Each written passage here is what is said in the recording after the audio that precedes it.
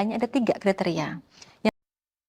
Sebelum sahabat ASN melanjutkan menonton video ini, silakan sahabat ASN untuk subscribe channel ini. Karena setiap bulannya kami akan memberikan bonus pulsa untuk 2 orang sahabat ASN jika channel ini sudah mencapai 100.000 subscriber. Adalah dari WNI yang memang memenuhi syarat tertentu yang diangkat berdasarkan perjanjian ini masih sesuai dengan mungkin saya mendefinisikan di sini ya terkait kalau jabatan fungsional itu merupakan bagian dari jabatan ASN ya. Jadi ada jabatan manajerial, ada jabatan non manajerial sesuai dengan Undang-Undang 20 tahun 2023. Nah, untuk yang jabatan non manajerial ini salah satunya dari jabatan fungsional. Untuk ketiga ini sebenarnya saat ini masih sesuai dengan aturan saat ini ya, yaitu PP 49 tahun 2018 tentang manajemen P3K begitu. Jadi di sana disebutkan P3K itu apa sih? Ya, itu ada kepanjangannya itu ya. Jadi pegawai pemerintah dengan perjanjian kerja gitu ya.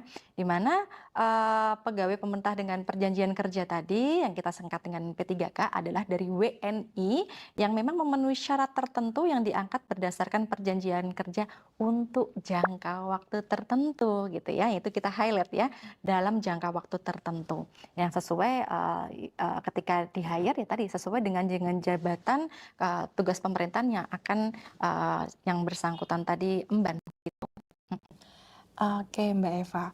Lalu selanjutnya, untuk jabatan fungsional ASN ini yang dapat diisi oleh P3K itu sebenarnya jabatan fungsional apa saja? Lalu bagaimana dengan kriterianya? Apakah P3K ini mempunyai kriteria-kriteria tertentu gitu Mbak Eva dari lainnya? Oke.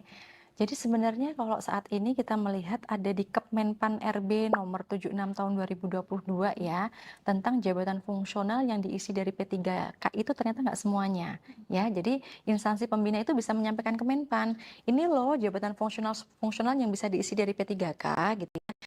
Saat sekarang ini berdasarkan Kemenpan tersebut ada 187 jabatan fungsional begitu ya. Nah, kemudian tadi pertanyaan Mbak Nadia selanjutnya tadi kan terkait kriteria gitu ya. Kriteria JF yang bisa diduduki oleh P3K itu seperti apa sih gitu ya. Dan ini sudah ada pengaturannya sebenarnya. Ada di Permenpan nomor 14 tahun 2019 ya, tentang jabatan fungsional yang bisa diisi oleh P3K itu hanya ada 3 kriteria. Yang pertama memang ketika jabatan yang kompetensinya itu nggak tersedia di kalangan PNS gitu ya. Cuma terbatas nih gitu ya, sehingga tadi bisa meng-hire dari P3K. Yang kedua adalah jabatan yang diperlukan untuk percepatan peningkatan kapasitas organisasi dalam waktu singkat. Katakan mungkin suatu instansi pemerintah gitu kan ya, ada program prioritas yang mendesak di tahun tersebut gitu ya, sehingga diperlukan jumlah ASN yang lebih banyak nih, sehingga tadi mungkin instansi pemerintah dapat meng-hire dari ASN dari P3K begitu ya. Kemudian yang ketiga adalah kriterianya adalah jabatan yang mensyaratkan sertifikasi profesi atau uji kompetensi gitu ya. Jadi memang tadi mungkin tadi hanya di kalangan P3K saja ini yang sertifikasi tadi itu gitu kan ya. Nah, 3 hal tersebut adalah kriteria yang bisa diusulkan oleh instansi pembina gitu ya, untuk JF-JF mana saja yang bisa tidak hanya dari kalangan PNS tapi juga di kalangan P3K. Seperti itu, Mbak.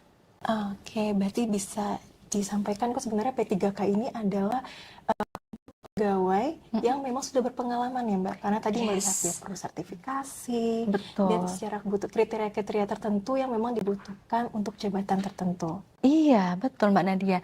Jadi saya katakan sebenarnya jabatan P3K ini adalah ready to use gitu ya. Mereka adalah orang-orang yang sudah siap bekerja dengan kompetensinya gitu ya. Sehingga mungkin di seleksi awal itu tidak hanya mungkin kita melihat kualifikasi pendidikan saja, tapi mungkin juga ada posisi ketika mereka apply kemudian tes gitu kan ya. Ada tes kemampuan bidang segala macam, dilihat kompetensinya seperti itu ya. Oke Mbak Eva, untuk tadi menyinggung kompetensi dari P3K. Nah, kalau kita kan sebagai PNS ini kita sering ada pemetaan ya bagi PNS. Nah, apakah untuk P3K ini juga ada pemetaan? Ya, dimungkinkan Mbak, gitu. Jadi kalau pemetaan kompetensi yang bersangkutan sudah duduk dalam jabatan P3K gitu ya, itu sangat dimungkinkan seperti PNS yang lainnya ya. Jadi mungkin ketika pemetaan itu tujuannya untuk apa? Biasanya pemetaan kompetensi itu kepentingannya ada dua. Kalau ya nggak untuk pengembangan karir gitu ya, untuk pengembangan kompetensi nih untuk PNS ya. Jadi sebenarnya tadi kembali lagi ke instansi pemerintah, apa tujuannya dilakukan pemetaan kompetensi tadi gitu ya. Kalau proses mekanismenya itu sebenarnya sama ya. Jadi mereka perlu diakses dulu nih, diasesmen dulu, dilihat kompetensinya, kemudian dianalisis hasilnya, apa lebihnya, apa kurangnya yang perlu ya, sehingga yang di treatment tadi itu perlu ada rencana tindak lanjut yang bersangkutan mau diapain nih gitu ya. Oh mungkin ini selanjutnya harus ditindaklanjuti dengan rencana pengembangan kompetensi gitu kan, untuk harus pelatihan-pelatihan apa nih gitu kan, untuk memenuhi biar tidak ada gap kompetensi antara jabatan dan kompetensinya tadi gitu ya. Atau kalau untuk yang lainnya atau kebutuhan yang lainnya gitu ya. Jadi memang apa urgensi untuk pemetaan kompetensi tadi. Tapi dimungkinkan Mbak gitu ya. Karena di dalam Perlan 15 gitu ya, tahun 2020 gitu ya, dimungkinkan seorang P3 tadi itu melakukan pengembangan kompetensi. Jadi dilihat dulu ada kesesuaian tidak antara jabatan dan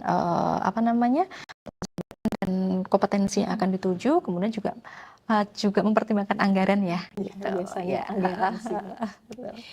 Oke, penjelasannya cukup jelas ya Mbak. Berarti untuk P3K ini sebenarnya juga mempunyai mekanisme yang sama ya untuk pemetaan seperti kita PNS. Lalu selanjutnya Mbak Eva, ini sering banget ditanyakan oleh P3K. Sebenarnya untuk JF P3K ini dalam hal tugas, fungsi, lalu pengembangan karirnya, angka kreditnya, lalu ada jam pelajaran, serta kenaikan jenjang dan golongan ini sama tidak sih dengan JF PNS? Baik, kalau tugas fungsi yang oleh PNS maupun yang P3K untuk jabatan fungsional itu sebenarnya sama ya Mbak ya, sesuai pada jenjangnya begitu ya.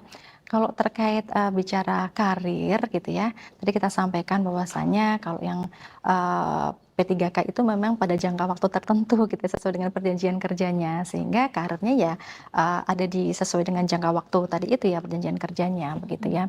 Berbeda dengan PNS, PNS itu adalah tadi jenjang karirnya tadi bertahap gitu ya. Kalau seorang jabatan fungsional ahli pertama ya berarti ke muda, ke made dan selanjutnya. Nah, syarat untuk kenaikan jabatan itu kalau PNS tadi ada harus memenuhi angka kredit gitu ya, akumulasi angka kredit untuk bisa naik jenjang atau naik pangkat begitu ya. Yang kedua ada formasinya dan juga harus lulus uji kompetensi, paling seperti itu ya. Berbeda tadi dengan yang P3K, mereka bisa mungkin jenjang lebih tinggi apabila tadi ya teman-teman tadi kita bahas ya, tadi juga sama ada formasinya, lulus uji kompetensi pada jenjang yang lebih tinggi, tetapi harus pemutusan hubungan dulu nih perjanjian kerjanya tadi. Kalau di PP 49 2018 tadi kan paling kurang 90% gitu ya, udah achieve target kinerjanya, kemudian 90% itu sudah memenuhi masa kerja perjanjiannya. Tapi alhamdulillah tadi ternyata ada Permenpan 6 tahun 2024 gitu ya, boleh loh paling tidak minimal 1 tahun apabila tadi disetujui ya oleh PPK atau PYB. Begitu Mbak, itu terkait yang karir. Kemudian tadi apa lagi ya Mbak ya? Terkait Angka kredit ya? angka kredit Ya. untuk konversi angka Ya, kreditnya. jadi kalau tadi juga sampaikan ya bahwasanya kalau untuk angka kredit itu hanya untuk yang PNS saja, karena tadi kebutuhannya dia ketika naik jenjang ataupun pangkat kan harus mengumpulkan angka kredit kumulatif ya. Nah, kalau untuk yang P3K kan nggak perlu ya. Jadi tidak perlu dikuantifikasi terkait predikat kinerja tadi itu dikonvert jadi angka kredit, jadi nggak perlu begitu perbedaannya. Oke, penjelasannya ini cukup jelas sekali ya Mbak Eva. Berarti untuk yang JFP 3K ini sebenarnya dalam tugas fungsi sebenarnya sama ya Ya, dengan sama. yang PNS, sesuai dengan jabatan fungsional yang diampu, lalu juga untuk sama-sama menyusun SKP juga laksana Iya, kinerja pegawai, betul. namun perbedaannya ketika muncul predikat kinerja tidak dikonversikan. Iya, betul. Sedangkan untuk PNS harus dikonversikan Iya. karena untuk kebutuhan sebagai Kenaikan pangkat, kenaikan pangkat, jenjang iya. karirnya. Oke, Mbak Eva, selanjutnya terkait fleksibilitas. Ini sering sekali ditanyakan juga terkait dengan perpindahan jabatan fungsional ke jabatan fungsional lainnya. Mungkin contohnya ada yang diterima sebagai P3K sebagai analis kebijakan. Oke. Analis kebijakan pertama gitu ya. Nah lalu mungkin setelah berjalan nih dia melihat sepertinya analis SDM aparatur ini lebih passionnya dia gitu. Sehingga mungkin dia jadi kayak ngerasa mungkin gak sih saya pindah dari analis kebijakan menjadi analis SDM aparatur. Itu dimungkinkan tidak Mbak diregulasi? Iya. Dimungkinkan. Asal tadi itu kembali lagi ya, ketika ada lowongan kebutuhan di jabatan fungsional yang bersangkutan angka 7 tadi analis kebijakan mau ke analis SDMA. Di analis SDMA ada nggak lowongan kebutuhannya dan bisa nggak diisi dari P3K begitu ya.